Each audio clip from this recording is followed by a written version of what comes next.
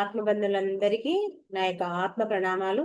ఇంత గొప్ప ధ్యాన జ్ఞాన మార్గాన్ని మనకు అందించిన మహాత్ములైన బ్రహ్మర్షి పితామహ పత్రిజీ దంపతులకు, నాకు జ్ఞానాన్ని అందించిన బ్రహ్మర్షి తటవర్తి వీర రాఘవ గారి దంపతులకు ఆత్మ ప్రణామాలు తెలుపుకుంటూ ఈరోజు కార్యక్రమాన్ని మనం మొదలు పెట్టుకుందాం. మాస్టర్స్, మనం ఈరోజు కబీర్ చెప్పినటువంటి ఒక సందేశం, దాని గురించి తెలుసుకుందాం. ఏంటి ఆయన చెప్పిన సందేశం అంటే, కాలం అనే తాడుతో కాళ్ళు కట్టబడి ఉంటే నీవు సుఖంగా విశ్రాంతిగా ఎలా నిద్రపోగలవు? శ్వాస అనే మృత్యువు పగలు రాత్రి మ్రోగుతూ ఉంది, సావధానుడివి కా అని కబీరు ఈ సందేశాన్ని ఇచ్చారు. దీని గురించి మనం కొంచెం తెలుసుకుందాం. కబీర్ ఎన్నో సందేశాలు చెప్పాడు. దాంట్లో ఒకటి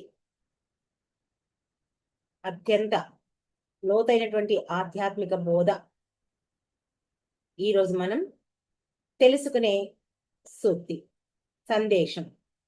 మరి ఇది మనల్ని భయపెట్టడానికి కాదు ఆయన చెప్పేది. మనలో నిద్రపోయి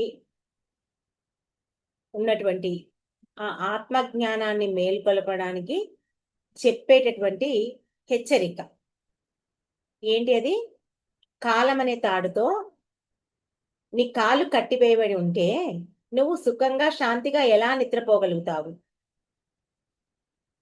శ్వాస అనే మృత్యువు పగలు రాత్రి మ్రోగుతుంది, నువ్వు సావధానుడివి కా అని చెప్తున్నాను.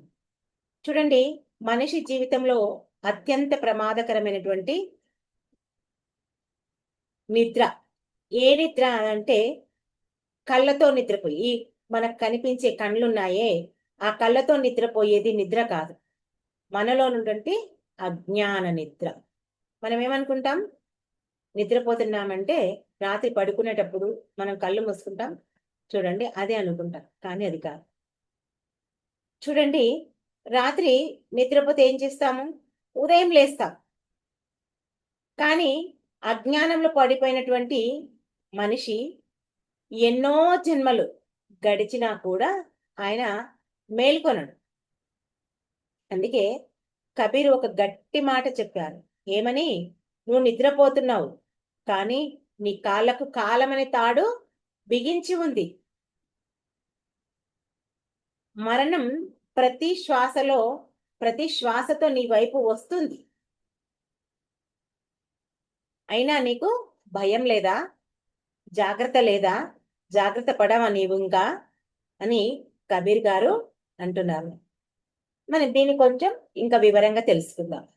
కాలం అనే తాడు అంటే ఏంటి?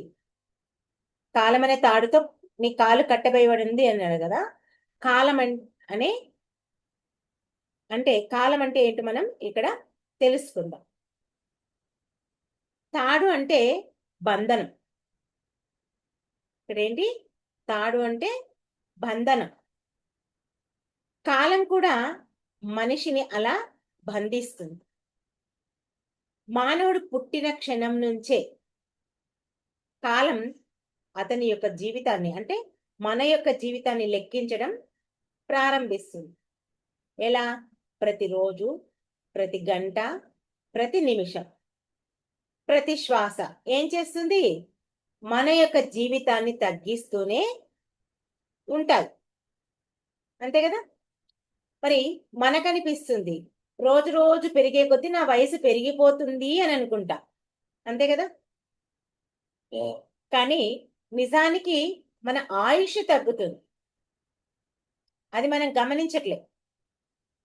నాకు ఇన్నేళ్ళు వచ్చాయి, అన్నేళ్ళు వచ్చాయి, నేను ముసలిదాన్ని అవుతున్నాను, ముసలివాడిని అవుతున్నాను, నాకేమి చేత కాకుండా అలా చెప్పుకుంటూ పోతున్నాం. నేను పెద్దగా వయసులో పెద్ద అని ఎన్నో రకాలుగా వయసు యొక్క గొప్పతనం గురించి చెప్తాము, కానీ మన ఆయుష్ తగ్గుతుంది అనే విషయం మనం గమనించటం లేదు. గడియారం ఉంది, ఆ గడియారం ఏం చేస్తుంది? ఒక్కొక్క సెకండ్ టిక్ టిక్ టిక్ అనేది మనకు వినిపిస్తుంది. అక్కడ సమయం పెరుగుతుందని కాదు, మన యొక్క జీవితంలో ఒక్కొక్క క్షణం పూర్తవుతుందని గుర్తు. గడియారం టిక్ టిక్ అని తిరుగుతుంటే టైం ఎంతైంది అంతైంది కాదు, మన యొక్క శ్వాసలు తగ్గుతున్నాయి అనేది మనం గుర్తు చేసుకోవాలి. అందుకే కాలం అనేది ఒక తాడు. ఇక్కడ మన కళ్ళకు కనిపించదు అది, కానీ మనల్ని విడిచిపెట్టదు అని చెప్తున్నాడు. మరి ఇక్కడ కాలు కట్టడం అంటే ఏంటి అంటే, కాలు కట్టేస్తే మనిషి ముందుకు వెళ్ళగలుగుతాడా? పరిగెత్తగలుగుతాడా? పరిగెత్తలేడు. అలాగే మనిషి జీవితానికి ఒక పరిమితి పెట్టింది. ఎంత డబ్బు ఉన్నా సరే, ఎంత అధికారము ఉన్నా సరే, ఎంత వైద్యం ఎన్నున్నా కాలాన్ని ఒక్క క్షణం కూడా మనం కొనలేం కదా. కొనగలుగుతామా? అపర కోటీశ్వరుడైనా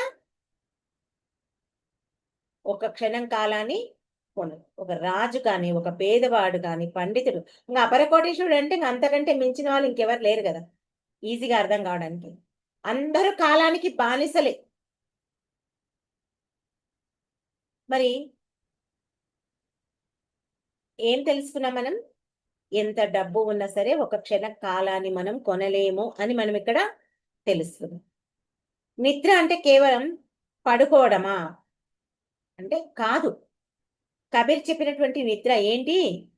ఆధ్యాత్మిక నిర్లక్ష్యం. మనిషి ఏమనుకుంటాడంటే, నాకు ఇంకా చాలా సమయం ఉంది. దేనికి సమయం ఉంది? ఆ భగవంతుణ్ణి తెలుసుకోవడానికి, భగవంతుని గురించి ధ్యానించడానికి. నేను రిటైర్ అయిపోయినాక మొదలు పెడతాను, నా బాధ్యతలు అయిపోయిన తర్వాత నేను ఆ భగవంతుణ్ణి కొలుస్తాను. ఇంకా వృద్ధాప్యం వచ్చిన తర్వాత ఇంకేం పని ఉంటది? అదే పని కదా. ఇప్పుడు నేను మొత్తం సంపాదిస్తాను, ఇప్పుడు నాకు సంపాదనే ముఖ్యం. ఇదే అండి, నిద్రలో ఉన్నవాడు ఏం చేస్తాడు? తన యొక్క జీవిత సత్యాన్ని, తన యొక్క అసలు జీవిత సత్యాన్ని చూడడు, తెలుసుకోలేడు కూడా. ఎంతసేపు సంపాదన గురించి. ఇప్పుడు చూడండి, ఒక ఖైదీ ఉన్నాడు. ఖైదీకి ఏం చేస్తారు? వాడు చాలా పెద్ద తప్పు చేశాడు అనుకో, అతని ఊరికే ఇంకా ఈజీగా అర్థమైపోవడానికి ఒక ఖైదీకి మరణ శిక్ష విధించారు. అది రేపే అమలు చేయాలి.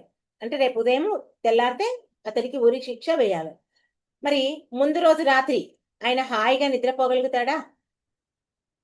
రేపు చనిపోతాడా అంటే నన్ను ఉరి తీస్తారు అని అనుకున్న ఏ వ్యక్తి కూడా హాయిగా నిద్రపోగలుగుతాడంటే ఎట్టి పరిస్థితిలో నిద్ర పోలేడు. ఎందుకంటే రేపు నన్ను ఉరి తీస్తారు, నా మరణం రేపు సంభవం అని ఆ వ్యక్తికి తెలుసు కాబట్టి అతడు నిద్రపోలేడు. అదే అదే మరి అదే గుర్తొస్తుంది.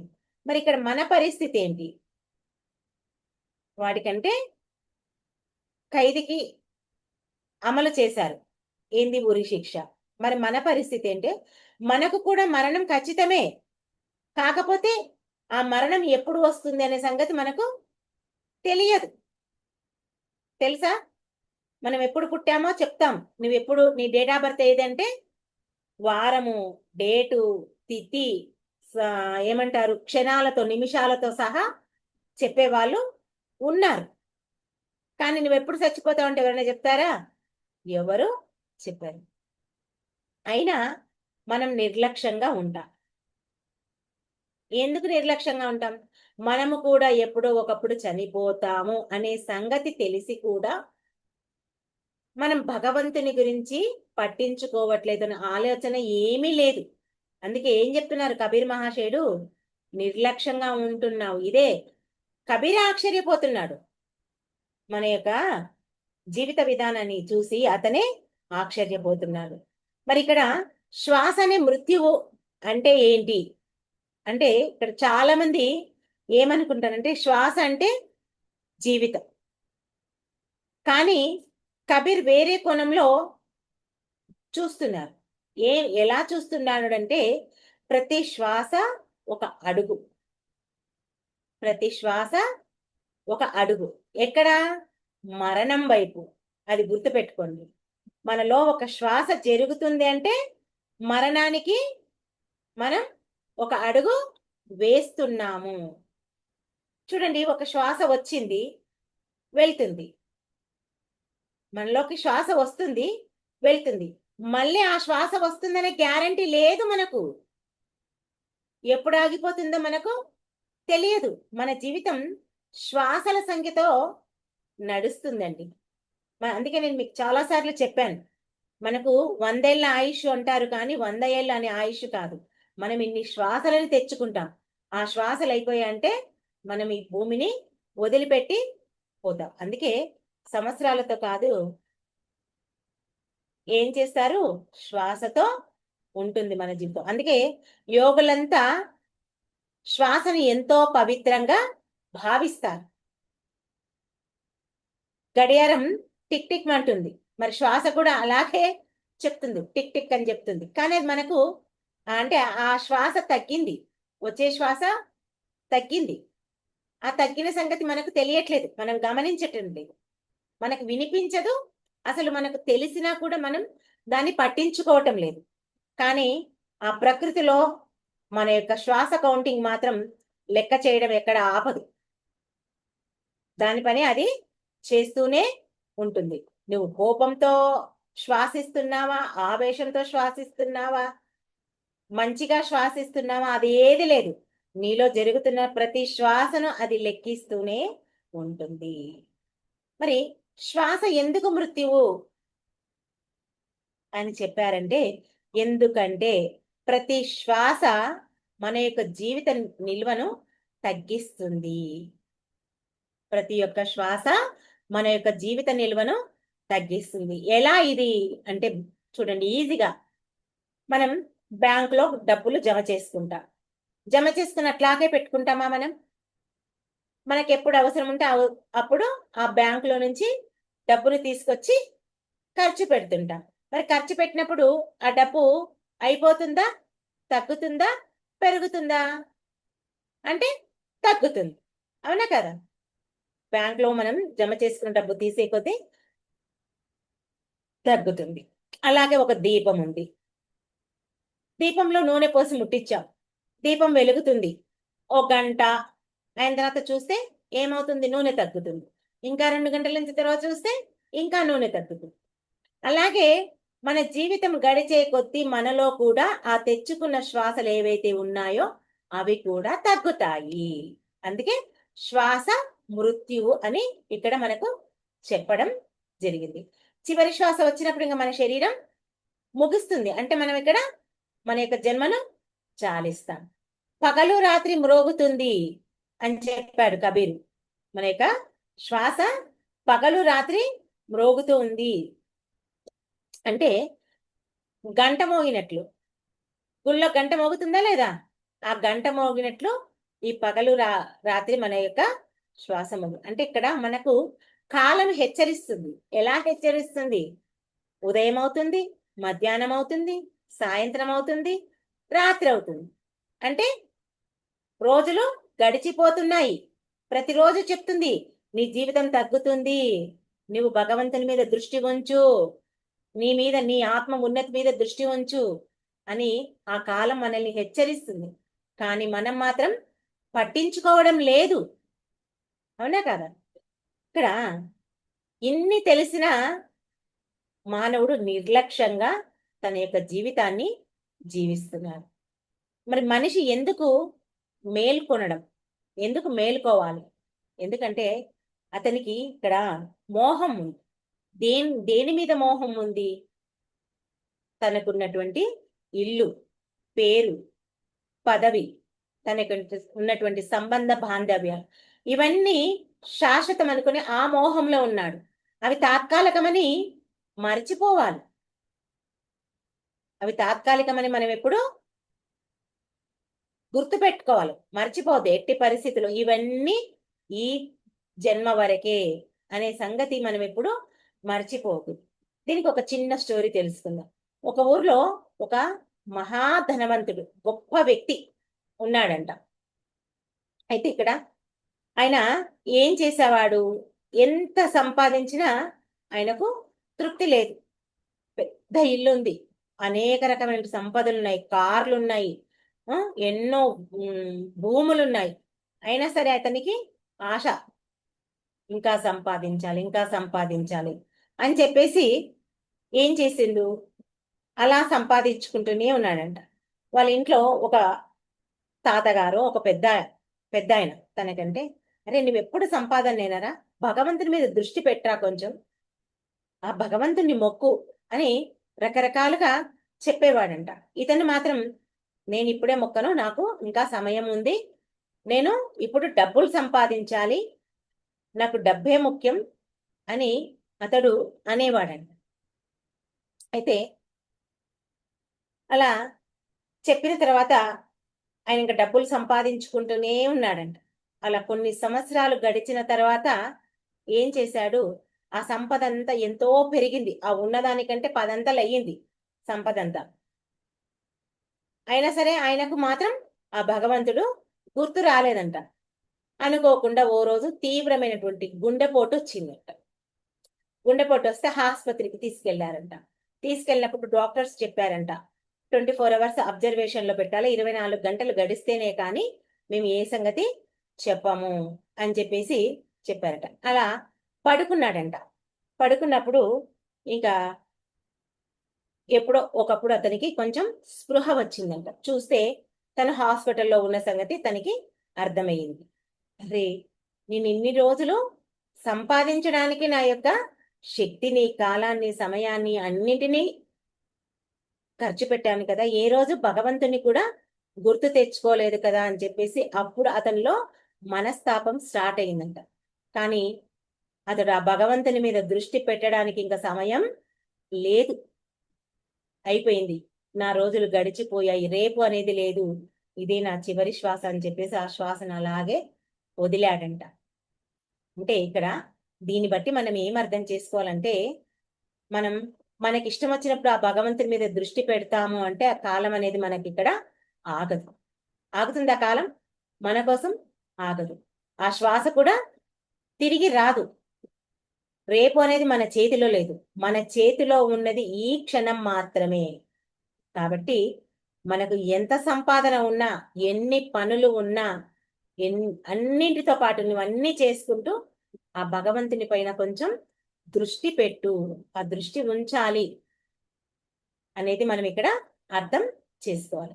మరి ఇదే విషయం భగవద్గీతలో శ్రీకృష్ణ భగవానుడు ఏం చెప్పాడు అంటే, 2వ అధ్యాయం సాంఖ్యాయోగం 27వ శ్లోకం, జాతస్య హి ధ్రువో మృత్యు ధ్రువం జన్మ మృతస్యత తస్మాద పరిహార్యార్థే నత్వం శోచితు మరహసి. అంటే పుట్టిన ప్రతి ఒక్కరికి మరణం తప్పనిసరి, మరణించిన వారికి మళ్ళీ జన్మ కూడా తప్పనిసరి. ఈ అనివార్యమైనటువంటి సత్యాన్ని తెలుసుకునే మోహంలో కూడకూడదు. కబీర్ ఏం చెప్తున్నారు, ఈ కాలమనే తాడు నీ కాళ్ళకు కట్టబడి ఉంది, శ్వాస అనే మృత్యువు పగలు రాత్రి మోగుతుంది అని చెప్పారు. మరి భగవద్గీత శ్రీకృష్ణ భగవానుడు ఏం చెప్తున్నాడు, పుట్టిన వారికి మరణం నిశ్చయం, అవునా? మరి ఈ మరణం నిశ్చయమైతే మరి మరణం నిశ్చయం అని అందరికి ప్రతి ఒక్కరికి తెలుసు. అంటే ఇక్కడ మనల్ని భయపెట్టడానికి వీళ్ళిద్దరు ఇలా చెప్తున్నారా ఈ మహానుభావులు అని ఒక నిమిషం మనం ఆలోచిస్తే, కాదండి, మనల్ని మేలుకొల్పుతున్నారు. ఏం చెప్తున్నారు వాళ్ళంటే, ఈ రోజు ఉన్నటువంటి ఈ శ్వాసను నువ్వు ఉపయోగించుకొని ఆ భగవన్నామ స్మరణకు, సేవకు, ప్రేమకు, ధ్యానానికి, ధర్మానికి, ఇతర జీవులపై కరుణ చూపించడానికి, సాటి వ్యక్తులపై ప్రేమ చూపించడానికి నీ యొక్క సమయాన్ని, నీ యొక్క శ్వాసను గడుపు. వాటి కోసం నీ యొక్క శ్వాసను ఉపయోగించుకో. ఎందుకంటే రేపు అనే ఆశపై నీ యొక్క జీవితం నిర్మించకు. ఎందుకంటే మన చేతిలో ఉన్నది రేపు కాదు, ఈ క్షణం మాత్రమే మన చేతిలో ఉంది. చూడండి ఎలా చెప్తున్నాడు భగవంతుడు మనకంటే, మన పిల్లలు స్కూల్కి పోవడానికి టైం అయితే పొద్దున లేయకపోతే మనం ఏం చేస్తాం, నాయనా లేవురా తండ్రి, స్కూల్ టైం అవుతుంది, టీచర్లు కొడతారు, సబ్జెక్ట్ మిస్ అవుతావు, ప్రేయర్ కోకుంటే టీచర్ కొడుతుంది అని మనం తట్టి మన పిల్లల్ని ఎలా లేపుతామో ఆ కబీర్ కూడా మనల్ని లేపుతున్నాడు. లేవు, నీవు నీ యొక్క జీవితాన్ని వృధా చెయ్యకు, ఈ జన్మను సార్థకం చేసుకో, సావధానుడుకా అని చెప్పేసి మనకు కబీర్ మహాశయుడు చెప్తున్నాడు. అంటే ఇక్కడ నువ్వు భయపడేదేం లేదండి, జాగ్రత్తగా జీవించు అని మనకు హెచ్చరిస్తున్నారు. ఎందుకంటే ప్రతిరోజు యొక్క విలువను తెలుసుకోవాలి. చూడండి, ఈరోజు మనం ఎంతో ఆనందంగా ఉన్నాం, అవునా? రేపు ఇంతే ఆనందంగా మనం ఉంటాము అనే గ్యారంటీ ఎవరైనా ఇస్తారా? ఇవ్వలేము. అసలు రేపు ఎందుకు? ఈ క్షణంలో ఉన్నటువంటి ఆనందం ఇంకొక గంట తర్వాత మనకు ఉండకపోవచ్చు. అందుకే రేపు అనేది మన చేతిల్లో లేదు. ఇప్పుడు ఈ క్షణాన్ని మాత్రమే నీవు గుర్తుంచుకో, ప్రతిరోజు విలువను కాపాడుకో, ప్రతి ఒక్క శ్వాసను ఆ భగవంతుని స్మరణతో గడుపు, ధర్మంతో జీవించు అని మనకు నానా రకాలుగా కబీర్ మహాశయుడు మనకు అందిస్తున్నాడు.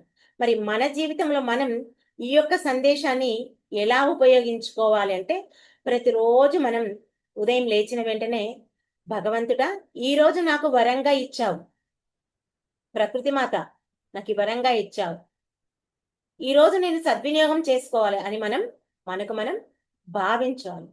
మరి అదే విధంగా రాత్రి పడుకునే ముందు ఈరోజు నేను ఎంత సార్థకంగా జీవించాను, నేను జీవించిన జీవితం సరైన విధంగా ఉందా లేదా అని మనల్ని మనం ప్రశ్నించుకోవాలి. ప్రశ్నించుకుంటే మనం ఎలా జీవించామనేది మనకు అర్థం అవుతుంది. అందుకే ప్రతిరోజు మనకు పత్రి గారు ఇచ్చినటువంటి ఈ శ్వాస మీద ధ్యానాన్ని ఉపయోగించు. ఎందుకంటే ఇంతకంటే గొప్ప జీవితము లేదు, ఇంతకంటే గొప్ప మార్గము లేదు. ఈ యొక్క జీవితాన్ని మనం జీవిస్తే మన జన్మ సార్థకమవుతుంది. ఎందుకంటే ప్రస్తుతం ఈ రోజుల్లో మానవులు ఎలా ఉన్నారంటే గంటల తరబడి ఫోన్లోనే గడుపుతున్నారు. మనము ఉన్నాం, మనం ఎందుకు గడుపుతున్నాం ఈ ఫోన్లలో? ఎంతసేపు మన ఆత్మ ఉన్నతి కోసమే మనం గడుపుతున్నాం, అవునా? కానీ ఇప్పుడు ఎన్నో గంటల్లో ఈ ఫోన్ల ద్వారా ఎప్పుడు చూడు ఆ ఏమంటారు, పనికిరాని వాటి కోసమే ఈ యొక్క రీల్స్ చేయడము, వాటిని చూడడము, దానికోసం వాళ్ళ యొక్క సమయాన్నంతా వెచ్చిస్తున్నారు. మరి అంత సమయమే అంటే ఒక సినిమాలకు, సీరియల్స్కు, రీల్స్కు, వాటి కోసమే కాకుండా వాళ్ళ యొక్క జీవితాన్నంతా డబ్బు సంపాదించడానికి ఇలా రకరకాలుగా గడిపేస్తున్నారు. సరే, జీవితంలో అన్ని అవసరం, ఎంజాయ్మెంట్, ఎంటర్టైన్మెంట్, సంపాదన, మన యొక్క జీవితం జీవించడానికి అన్ని అవసరమే, కాదనం. కానీ మన ఆత్మ ఉన్నతి కోసం ఒక 5 నిమిషాలన్న కళ్ళు మూసుకోండి అంటే ఏం చెప్తున్నారు? మాకంత సమయం లేదు అని చెప్తున్నారు. మాకు మీలాగా టైం ఉండదబ్బా, మేము గంటలు గంటలు కాదు, కనీసం 5 నిమిషాలు కళ్ళు మూసుకోమని కూర్చొని చూడండి అని చెప్పినా ఎవరు పలకడం లేదు. మరి నిజంగా కబీర్ గారు గాన ఇప్పుడు ఈ ప్రస్తుత ప్రపంచంలో ఉంటే ఇలా చెప్పేవాళ్ళం. ఏంటి, నీ చేతిలో ఉన్నటువంటి ఫోను ఉన్న ఫోన్ కాదు, కాలమే నిన్ను కట్టేస్తుంది, కాలమే నిన్ను పట్టుకుంది. కట్టేసింది కూడా కాదు, కాలం కట్టేయదండి, కాలం పట్టుకుంటుంది, నిన్ను పట్టుకుంటుంది. నువ్వు దానిని వాడుతున్నావు, అంతే కదా? కాలాన్ని మనం వాడుతున్నాం అని మనం అనుకుంటున్నాం, కానీ కాలమే మన యొక్క జీవితాన్ని కరిగించేస్తుంది. ఎంతసేపు ఆ రీల్స్ చేస్తూ ఆ రీల్స్ కనుక చూస్తుంటే మనకు సమయం తెలియదండి, సమయం అంతా అలా గడిచిపోతుంది. అంటే మన యొక్క జీవితమే కరిగిపోతుంది. అక్కడ మేల్కొను అని చెప్తున్నాడు కబీర్ దాస్ గారు. అంటే ఇక్కడ చూడండి, ధ్యానం అంటే మనం ఏంటి అనుకుంటాం. కేవలం కళ్ళు మూసుకొని కూర్చుంటేనే ధ్యానం కాదు. మనం ఏ పని చేస్తున్నా ఆ పనిపై మనం ధ్యాస పెట్టి చేస్తే అది కూడా ధ్యానమే. అలా చెయ్యని వాళ్ళకు ఇలా కూడా చెయ్యండి అని చెప్తున్నా. అంటే ఇక్కడ చూడండి, ధ్యానం అంటే మనం ప్రతి శ్వాసను గమనించడం అని చెప్తాము. మన చైతన్యంతో మనం జీవించడము అని చెప్తాము. ఎందుకంటే శ్వాసను గమనించిన వాడే కాలం యొక్క విలువను గ్రహిస్తాడు. ఎందుకంటే శ్వాస విలువ తెలుస్తుంది. అలాంటి వాడే కాలం విలువ గ్రహిస్తాడు. మరి కాలం విలువ తెలిసిన వాడు ఏం చేస్తాడు? తన యొక్క జీవితాన్ని వృధా చేయడు. మరి జీవితాన్ని వృధా చేయని వాడు ఏమవుతాడు? ఆత్మ జ్ఞానానికి దగ్గర అవుతాడు. అంటే ఆ భగవంతునికి దగ్గర అవుతాడు. ఇంతకు మనం ఈ సందేశానికి యొక్క అంతరార్థం ఏంటి అంటే, కబీర్ మనకు చెప్పేది ఒకటే అండి. మరణం వస్తుంది అని తెలిసి కూడా నీవు నిర్లక్ష్యంగా జీవించవద్దు. ప్రతి ఒక్క శ్వాసను నీవు పవిత్రంగా మార్చు అని చెప్తున్నారు. ఇది మనకు కబీర్ గారు చెప్పేది. ప్రతి రోజును అంటే ప్రతి క్షణాన్ని నీవు చివరి రోజుల సార్థకం చేసుకో. అంటే ఈ గంటలు నేను అయిపోతుందేమో, ఈ శ్వాసనే నా చివరి శ్వాసనేమో అనే విధంగా మనం జీవించాలి. మరి ఈ శ్వాసనే నా చివరి శ్వాస అన్నప్పుడు మనం ఏం చేస్తాం? ప్రతి ఒక్క వ్యక్తితో ప్రేమగా ఉంటాం. ఎవరికి ఏ పని చెయ్యాలి అనే విధంగా మన యొక్క జీవితాన్ని మనం జీవిస్తాం. ఇంకా అధర్మంగా మనం జీవించం. ఎప్పుడు సత్య మార్గంలోనే జీవిస్తాం. ఇంకా ఎప్పుడు భగవంతుని పైనే మన ధ్యాస ఉంటుంది. ఇంకా మరి అప్పుడు కాలం శత్రువు కాకుండా ఏమైతుంది? గురువుగా మారుతుంది మనకు. అప్పుడు ఇంతసేపు అయిందా? కాలం ప్రతి క్షణం కాలం మనకు నేర్పిస్తుంది. అప్పుడు ఆ కాలాన్ని మనం ఏం చేస్తున్నాం? అక్కడ గురువుగా మార్చుకుంటాం. అందుకే మన కాలం అనే తాడు కట్టబడి ఉంది కాబట్టి అది ఎప్పుడు లాగుతుందో మనకు తెలియదు. అందుకే మన గుండెలో కొట్టుకున్నటువంటి ఆ ప్రతి శ్వాస నీ యొక్క జీవితంలో తగ్గుతోంది అని అది నిశ్శబ్దంగా నీకు గుర్తు చేస్తుంది. ఈ హెచ్చరిక మనల్ని భయపడమని కాదు, మనల్ని మేలుకొంపే కబీర్ గారు, శ్రీకృష్ణ భగవానుడు మనకి ఇద్దరు తెలియచేస్తున్నారండి. అందుకే మనం ఈ క్షణాన్ని సద్వినియోగం చేసుకుంటేనే మన యొక్క జీవితం ధన్యమవుతుంది. ధనము, పదవి, పేరు ఇవన్నీ ఇక్కడే మిగిలిపోతాయి, మనతో ఏవి రావు. కానీ మనం ఏదైతే భక్తి మార్గంలో ఉన్నామో, సేవ మార్గంలో ఉన్నామో, సత్సంగం చేస్తున్నామో, ఆ భగవంతుని మీద ఎంతసేపు ధ్యాస ఉంచామో, ఎన్ని గంటలు ధ్యానం చేశామో, ఎంత జ్ఞానాన్ని సంపాదించామో అది మాత్రమే మనతో వస్తారు. కాబట్టి రేపు చేస్తాను అనే అలవాటును విడిచిపెట్టండి. ఈ రోజు ఈ క్షణమే నేను ప్రారంభిస్తాను అనే సంకల్పంతో జీవించు. ఇలా అనుకుంటే అప్పుడు ఏమవుతుంది?